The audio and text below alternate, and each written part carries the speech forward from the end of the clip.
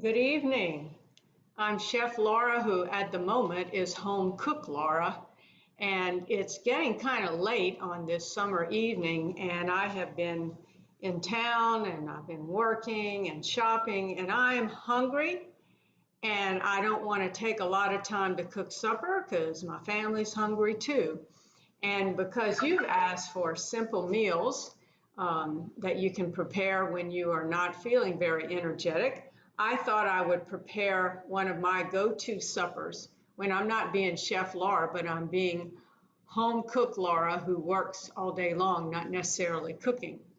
So what we're going to do now is have stir fry, and actually it's going to be a cross between fried rice and stir fry. And what's going to make it quick is that we're going to use vegetables that have already been cut up by somebody else. Now, typically I will cut them up for myself because I know how to do it pretty quickly, but I thought I would go to the store and get some bagged stir-fried fresh vegetables. And if I did not have any of those on hand, and I looked in my freezer and I saw that I had frozen stir-fry vegetables, I would use that. But I actually prefer the flavor of the fresh vegetables and the texture, especially when you're stir-frying. You want your vegetables to still have a little bit of a crunchy texture. The other time-saving thing we're going to do is use some frozen, already prepared or cooked brown rice, and all we have to do is heat it. And I found this brown rice that's already cooked and frozen to be really quite good and does the trick actually with stir fry or fried rice. Now the instructions on this rice tell you to heat it in the bag, in the microwave. Well, I don't like to microwave anything in plastic.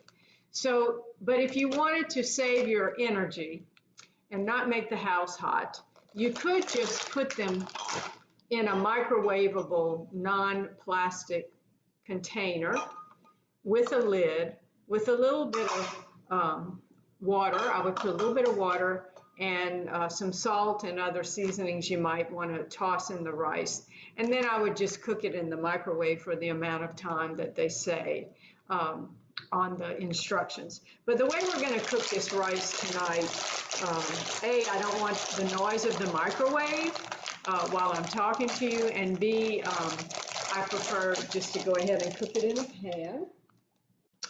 So I'm just going to open this bag of rice and put it in here. And I'm doing this first because we want the rice cooked and ready to stir into the stir fry.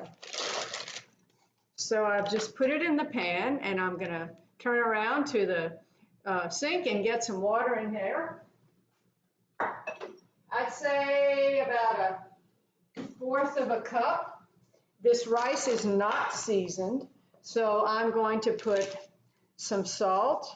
And I like my rice to have a little bit of onion and garlic seasoning in it. So I keep on hand some of this everything but the bagel seasoning. It has dehydrated onions and garlic and sesame seeds and poppy seeds, and I think it adds a nice flavor to the rice. So I'm going to add some of that in here, and I'm going to stir it up a little bit, and then I'm going to put it on the stove and start it on high till I hear it begin to boil, and then I'll turn the heat down. So that's step one, get your rice cooking. It could be that you already have rice prepared, so you could just use that. Just take it out the fridge and have it ready to go in your stir fry. So step number two, and this is 2 out of maybe 3 steps. So we're going to cook this stir-fried vegetables, these stir-fried vegetables, and it says it makes 3½ servings, and that sounds good because I have 3 people who are eating tonight, and so that should be just about enough with a little bit left over for somebody tomorrow to have for lunch. So I am going to crank up the heat in this wok. So you want, for stir frying, you want a wok-shaped vessel that has slanted sides, because you want to be able to toss the vegetables around here and get them cooked but still crunchy. If you have a straight-sided pan, it's going to sweat the vegetables and create a little more liquid, and I don't want to do that with a stir fry. And I'm going to use a high heat oil. So I like to use grapeseed oil because it's a no taste oil. You could use sesame seed oil. That would go very well with this kind of flavor. You could use canola oil. You could use avocado oil. All of those do well. Coconut oil takes a relatively high heat. It will impart a taste to the food, however, but that's kind of in this flavor panel, so that would work fine. So I'm going to put about a tablespoon of this oil in the pan. Now, one thing these stir-fried veggies, well, they have a seasoning packet, but I'm not going to use it because it has sugar, it has soy in it, and I actually can't eat soy, so we're going to be using a different kind of sauce, coconut aminos that has like a soy flavor, but I can't use the seasoning packet. And typically in stir fry, I would also put onions, sliced onions and garlic. And there are no fresh onions or garlic in here, so I'm going to get that flavor in of the onion and the garlic using our good old friends powdered onion or onion granules and garlic granules and some ginger powder. So I'm really doing all these things here that will save you time and energy of chopping up anything, of grating anything. So what I'm going to do is I'm going to place one of the vegetables in the oil, and when it starts to sizzle, which it's almost there, then I know it's ready to put these vegetables in. And it sounds like it's sizzling now. And in this, we have carrots, we have snow peas, we have cabbage, we have kale, and we have bok choy. These are all great vegetables for a Asian stir fry. And you're getting sound effects here. And you want your temperature on your wok to be relatively high, at least medium high, and you're going to keep stirring the vegetables around. Now I'm going to add, even though we're going to salt it with something like a soy sauce, I'm going to put a little bit of salt as we go. That tends to impart the salty flavor better without having to add so much salt at the end. And I'm just going to keep on frying. Oh, I see the other thing in here are Brussels sprouts. So now the only thing about this, these combinations of vegetables is that your broccoli and your Brussels sprouts are going to have a strong flavor. A strong smell. So if you're cooking for yourself and the smells bother you, or you're cooking for your family member who maybe has had a little trouble with nausea, then those smells may not work as well. So you may want to choose some vegetables like zucchini and yellow squash and carrots, vegetables that won't have that smell like you get with cooking broccoli or Brussels sprouts. So with stir fry, the secret is continuing to move it around. Stir fry is just like its name says. Can you hear it going there? A nice little sizzle. Now, if you were doing stir fry with vegetables that you've cut up, or you have single vegetables cut up, you want to start you would start with your onions, and then you would add the hardest vegetables first, the ones that take longer to cook. So I would add, if I had carrots going, I would add carrots. One of the last vegetables I would add would be broccoli, because you don't want to overcook the broccoli. So I'm just going to keep stir frying this.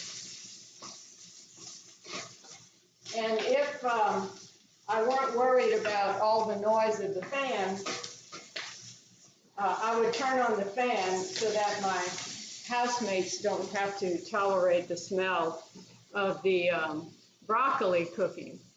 And someone just walked in from walking our little dog. And in the past, I have introduced my dogs, and one of my little dogs passed away a few months ago, but we have another dog join the family, and he loves to eat too. And this is Susanna, so I'm cooking for her. And this is Jasper, and he tends to like a lot of foods. We don't feed him a lot of human food, but he likes to be in the kitchen with me too. So thanks, Jasper. I don't know if he's going to eat stir fry or not. Now, you're probably saying, that's great, you've got rice, you've got vegetables. The brown rice does have protein, a grain by itself, except for quinoa, but brown rice itself is not a complete protein. That means it doesn't have all the essential amino acids that one needs to have all the amino acids you need in a day in your diet. So we're going to add another protein source to the dish. Now, you could add nuts, you could add beans, so like you could put edamame in here, you could put some little chunks of tofu. If you eat chicken, you could put little chunks of chicken in there. And I will cook extra chicken when I broil chicken, for instance, and we'll have some for just this kind of use. So the rice, believe it or not, it's already ready. But I was talking about another protein source. So the protein source, and this is pretty typical for fried rice, we're going to use eggs.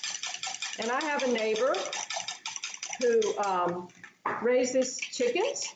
And they eat out in the pasture, so they eat all the natural things that chickens like to eat, like bugs and things like that.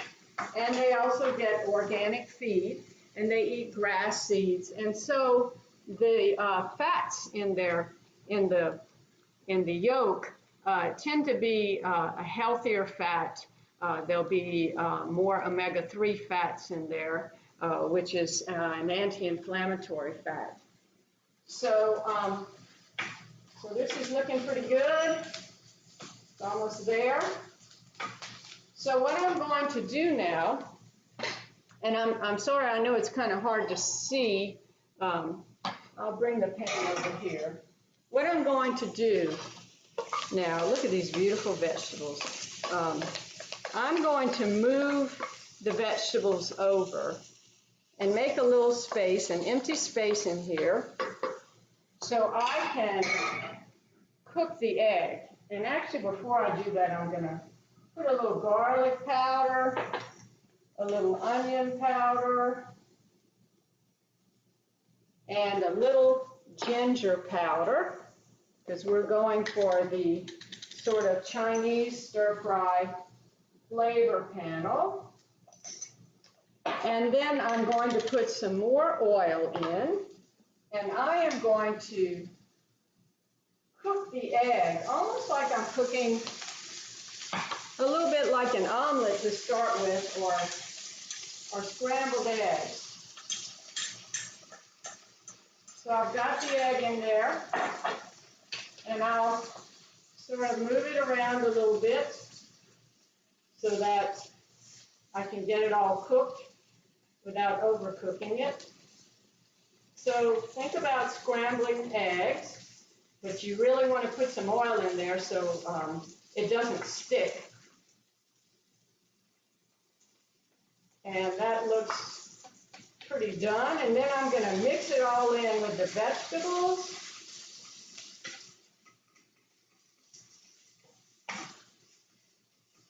And that's going to add some protein, some fat to the meal. When you add fat to a meal, you're going to help with the absorption of the phytonutrients in your vegetables.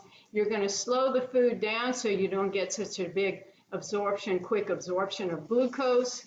And you're going to be adding some flavor to the meal. So all of that is really a wonderful thing, plus you're adding protein. So now that the egg is cooked, I am going to put a tiny bit more oil. I'm going to move the eggs and the vegetables over. I'm going to put some oil, a little bit more oil in.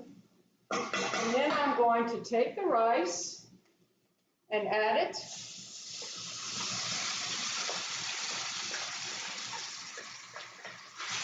And stir fry it a little bit here. Then I'm going to start mixing it in with the vegetables. And I'm going to add, you could add soy sauce, or if you are sensitive to soy, then you could put some coconut aminos in here. And I'm going to stir fry that all together. And the rice is already hot, so it's not like we really have to heat it up. But if you had taken rice that had been cooked and it was in the fridge and it was cold, then you would need to heat the rice up a little bit. Now something dropped on the floor, so guess who's come to help me pick it up? Little Jasper, that's his other job. Yes, so it looks done to me, and I'm going to taste it before I serve it in bowls. You know, if you've ever watched any of the cooking programs, if the chef sends something out without checking the taste first, they could get a big ding. So let me, it's really good. So I think supper is ready. So one thing you can do with a very quickly prepared meal to jazz it up is serve it in a really pretty bowl or something. So a friend of mine gave me this beautiful bowl. It has, it was designed for chopsticks to go in it. And I'm going to serve our meals up, this beautiful stir fry or fried rice in a bowl. And I tend to like my fried rice to be a little on the spicy side. Now, granted, if you've had chemotherapy and your mouth is kind of sore, or it's sore and you're going down, then you wouldn't want to use hot sauce. But sometimes just a little bit of hot sauce can also be a stimulant.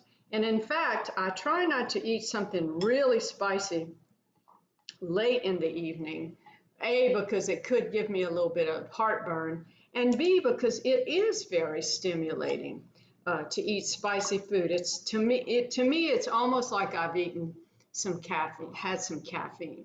It can be that stimulating. So think about when you're gonna add spice, whether or not you want the effect of having a little stimulation. So I will join you on the other side of class, but thank you for joining me for a little bit of a quick supper, and enjoy. Bon appetit from my house to yours.